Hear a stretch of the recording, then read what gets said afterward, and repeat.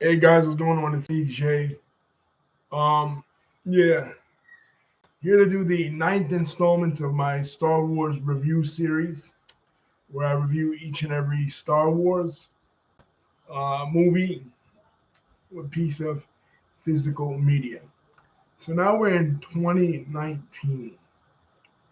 The reaction to The Last Jedi has already been established, and it was a largely negative reaction from fans and a largely positive reaction from the critics. So Disney is still continuing with their plan to release a Star Wars movie every year,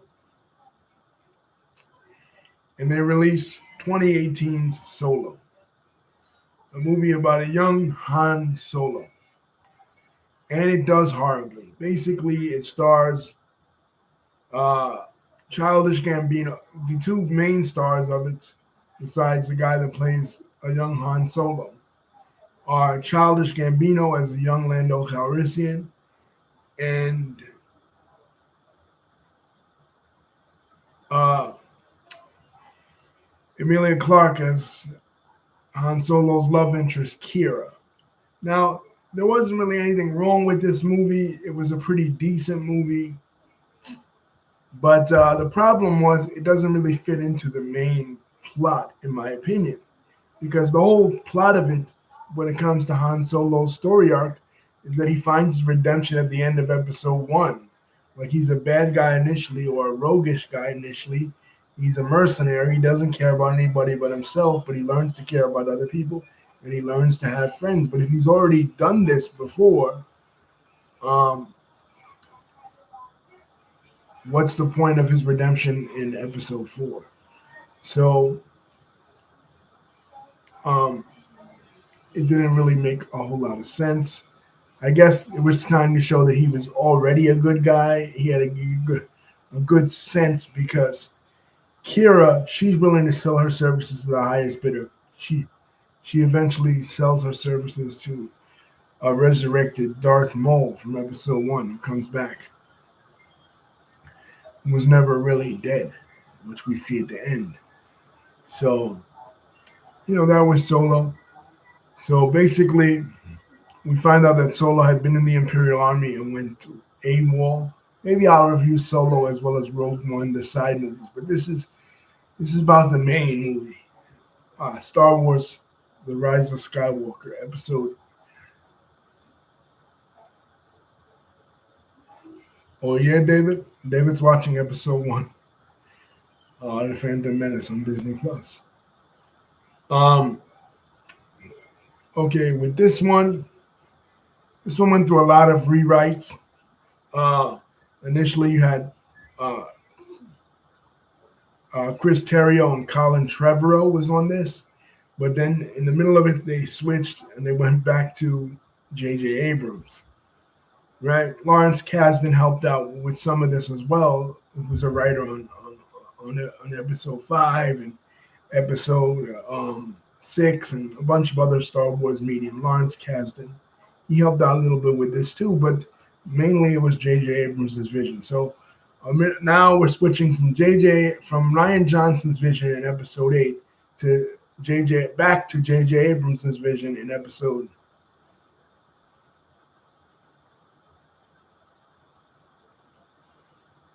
7.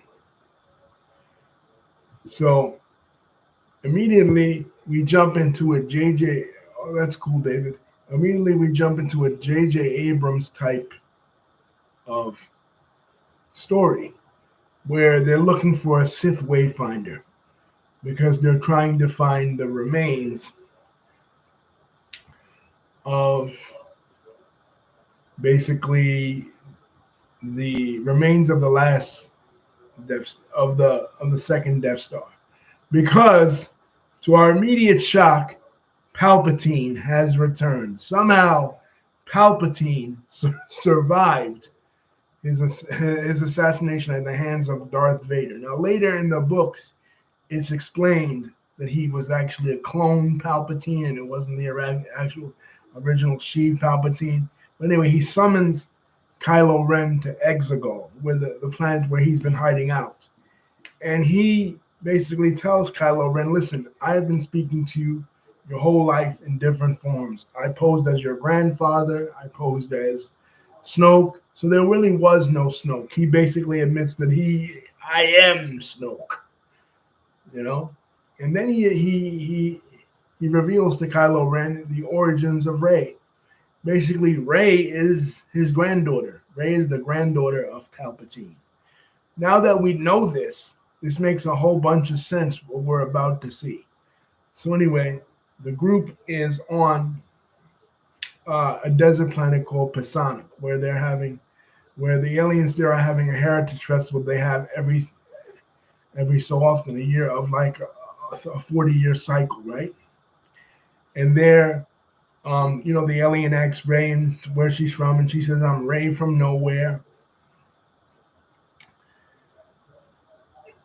And then Kylo Ren gets in touch with her. Kylo Ren, basically he can't wait to reveal this news, and he actually reveals it to her. Now Rey must struggle with how she's going to take this news because she's having a trouble time now. Leia is training her in the ways of the Force, but she's having a trouble time concentrating and everything.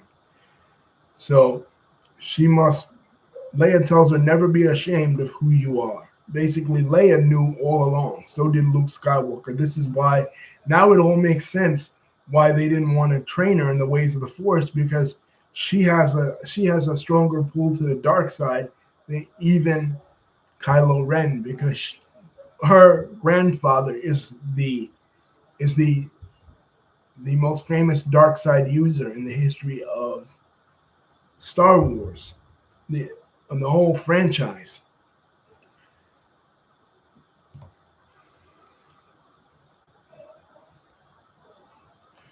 But while they're looking for this wayfinder, they discover a Sith dagger, basically with Sith inscriptions on it. Because years ago, Ochi, this Sith hunter, was on this planet, and he was the one who captured Rey as a child and left her on Jakku.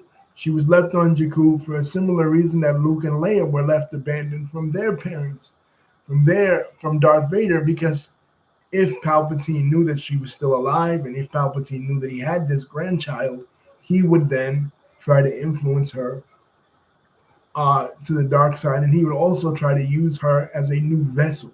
Because remember, he's no longer physically alive. He needs to use her as a vessel, her body as a vessel to inhabit his spirit. So he wants to basically use Kylo Ren for that purpose. He was always his whole goal in this was to use Kylo Ren to bring Rey to him.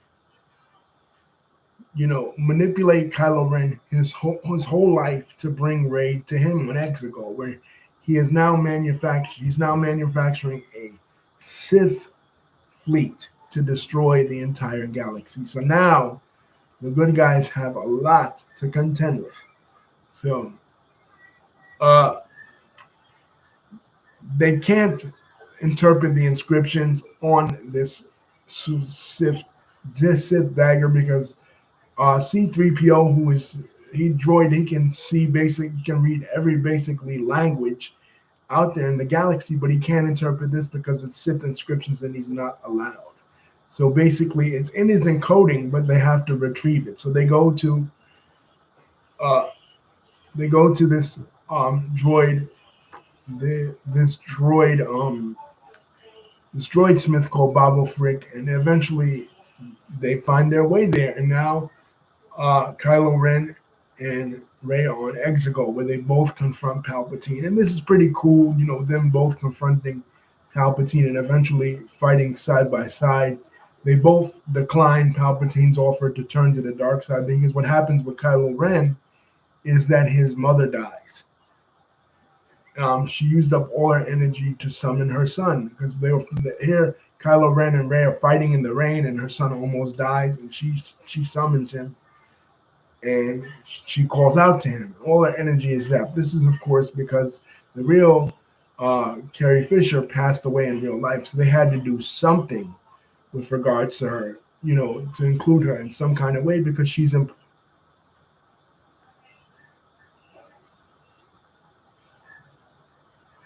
Oh yeah, No Way Out 2009. Oh wow, cool.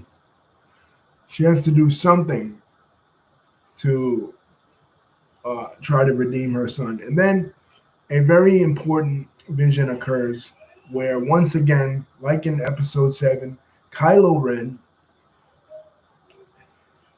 and Harrison Ford appear to one another.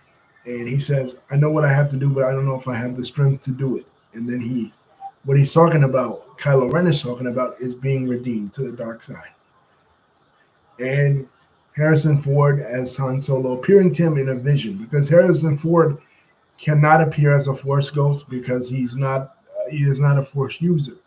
So he appears to him in a vision and he tells him, "Listen, your mother's mission is not in vain. Your mother's mission lives through you." And it's one of the most touching scenes in the entire series. But then this is Kylo Ren's redemption. So Kylo Ren is now a good guy, and he's now Ben Solo again. He goes to fight on the side with Rey because Rey refuses her grandfather's call. She refuses to be like her grandfather. So, but Palpatine's power is so intense that he almost defeats her. Along the way, you also have Chewbacca dying. Like Rey zaps him with almost dying. Like Rey zaps him with Force lightning, and she thinks that she's killed him. This is her flirtation with the dark side because the whole movie, uh, Rey is Rey is flirting with the dark side. You know what I mean? She's flirting with the possibility of going to the dark side because the pull is so strong. When she finally gets to meet with Palpatine on Exegol, she doesn't go to the dark side. She resists the call to the dark side. He says, I am all, Palpatine says, I am all the Sith. And she says, I am all the Jedi. And she blocks his Force lightning with two lightsabers. But she's almost dying. And all the Jedi come to her. She hears the voices and the calls of all the Jedi. And she's healed. And she's also able, Kylo Ren also gives basically his spirit to her. There's a use of force healing when she force heals him, right? After they fight. So finally, they kiss, and Reylo becomes a thing. And while this is all happening, Finn has discovered that he has force abilities as well, right? It's something that he wants to tell Rey. Throughout the whole movie, like they're sinking in quicksand and stuff, and there's something he wants to tell Rey, and what he wants to tell her is basically that he's force sensitive. Now, they go to the planet Exegol and they discover that there are rebels on the planet Exegol, ex-stormtroopers that revolted against the First Order. And led by Jana, who's played by Naomi Ackley, who played in I Want to Dance with Somebody as Whitney Houston. This was the first time I saw her. She played the part of Jana, and she basically, there's some hints that she is Lando Calrissian's love interest because Lando Calrissian returns here. Lando Calrissian returns to help the good guys, and he's the one that says that it was he and Luke Skywalker after Return of the Jedi that were looking for this hunter Ochi because they knew that Ochi was looking for Rey, so they wanted to rescue the child Rey before Ochi got a hold of her and like basically sold her into slavery on Jakku, but they weren't able to. Or before Palpatine got a hold of her. So they knew that Palpatine's clone was already out there, that Palpatine had already used his cloning ability to clone himself, basically. They already, Lando Calrissian and Luke already knew that. So, and Rey goes to Ahch-To and she wants to give up initially. She doesn't want to fight because she finds out that Leia's dead and Leia's her mentor. She doesn't want to fight anymore. But Luke appears to her in a Force Ghost and he tells her, wait a minute, Jedi shouldn't throw away his lightsaber, basically repudiating what he actually did himself in Episode 8. So it's a redemption arc for almost everybody. And finally, Finn comes around and Finn actually believes in the Force now. He knows that he is Force sensitive. And they have these horses, just like they had the silver foxes in Episode 8, these new kind of animals that we're seeing in the Star Wars universe. And basically, this is the end. But this is the first time we see Force healing. when Rey heals Kylo, and this is the first time that Rey and Kylo's relationship is finally Reylo is finally made to materialize.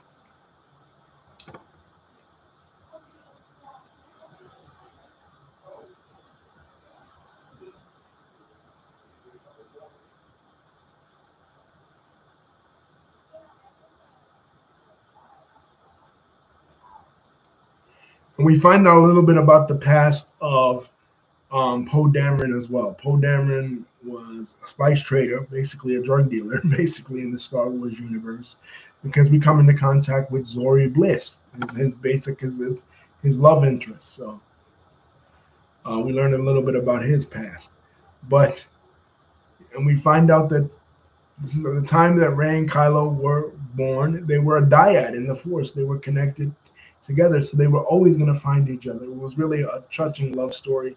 And like I said, in the end, Kylo did achieve what his grandfather could never achieve. He was able to save the woman that he loved from dying. Basically, that's what Anakin Skywalker wanted to do, but was unable to do. Rey was almost dying, and Kylo, through the power of his love, saved her. Ben Solo, through the power of his love, saved Rey. It was unfortunate though that we never got to see their relationship materialize. We never got to see her explore or be conflicted that much, except for this one movie with her identity as a Palpatine kid. You know, but the most touching scene in this one, I would say, is probably the scene where Han Solo appears uh, to his son Ben in the redemption of Ben Solo. The way they handled the redemption of Ben Solo was much more different, I thought, than was handled with the redemption of his grandfather, Anakin Skywalker. He was much more resistant, and in many ways, he was a lot stronger in the dark side than his grandfather, because he was able to do what his grandfather was not able to do.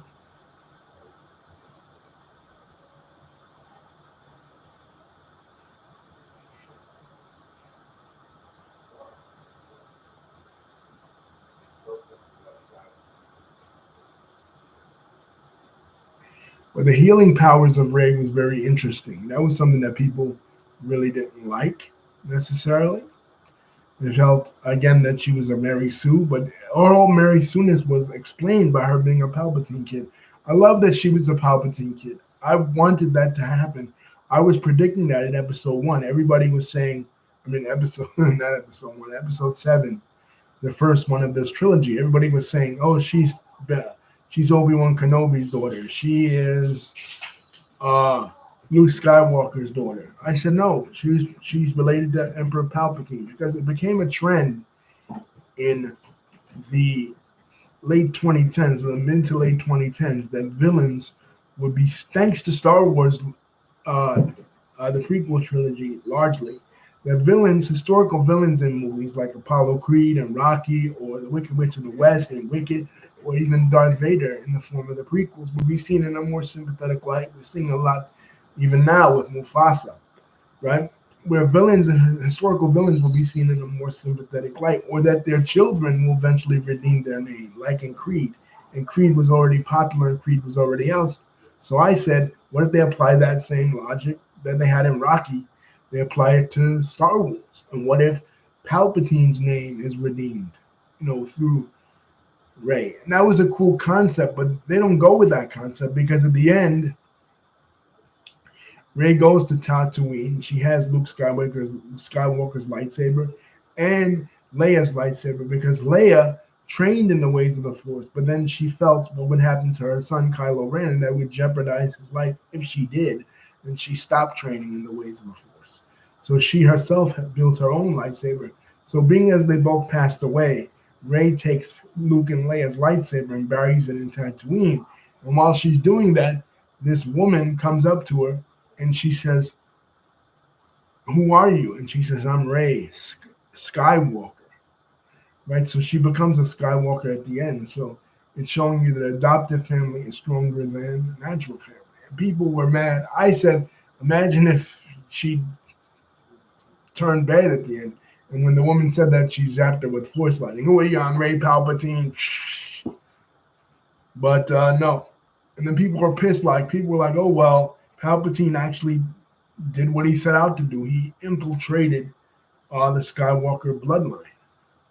But that's the end. That's uh, the end of Star Wars. Rey was the ultimate savior of the universe, even more so than Anakin Skywalker, even more so than Luke Skywalker.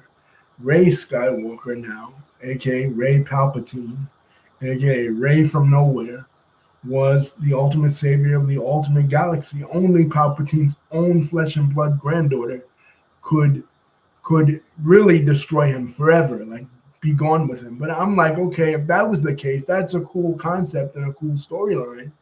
But why not have that storyline from the beginning? Like, okay, you could have us guessing in The Force Awakens who's this girl, but then reveal it in The Last Jedi. They had the perfect opportunity to reveal it in The Last Jedi, and they didn't do that. You know what I'm saying? Like, they told us she was nowhere, only to go back on it and retract it and say, oh, well, she's not Rey from nowhere. She's a Palpatine. Why lie and say she was Rey from nowhere?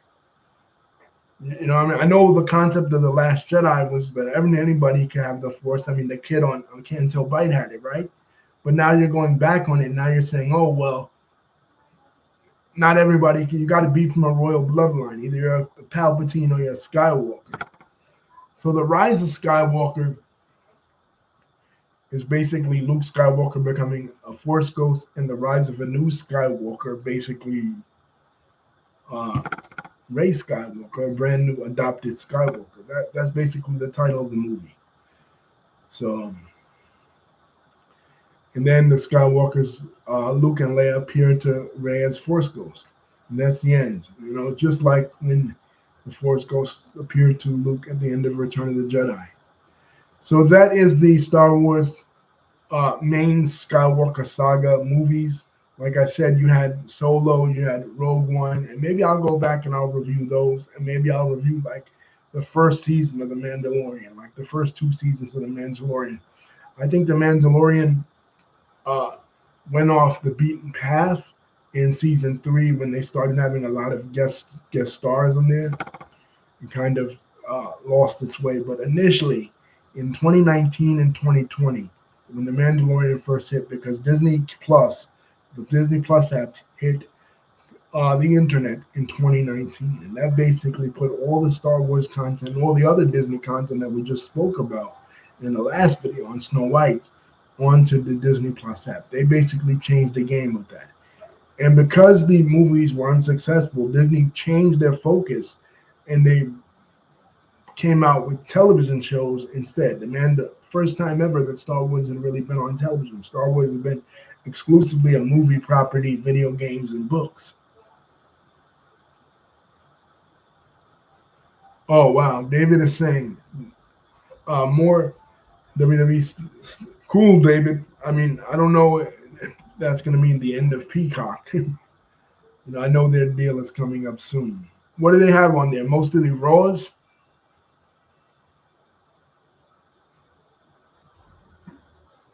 A lot of stuff is coming to YouTube too. A lot of classic WCW content is on YouTube right now.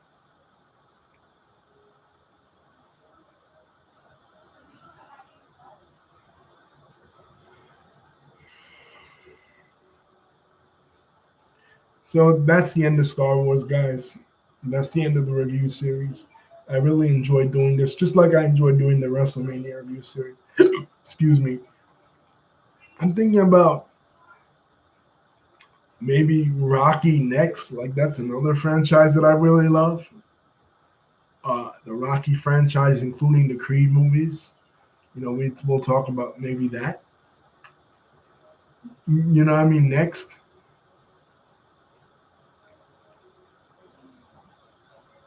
That could be another review series that I do.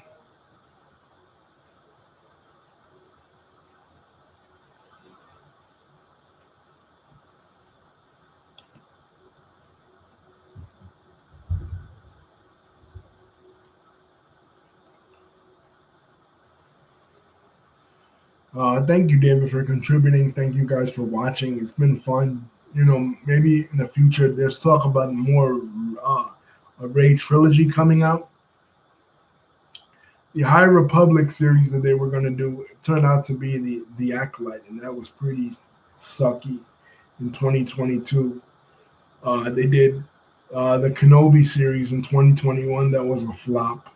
They did Andor, the Cassian Andor spinoff. That was all. Cassian Andor spinoff starring Diego Luna was pretty good.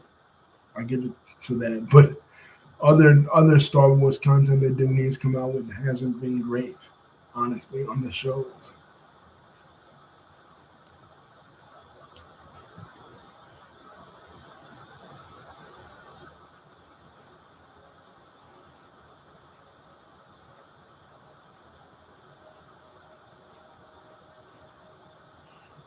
Peace.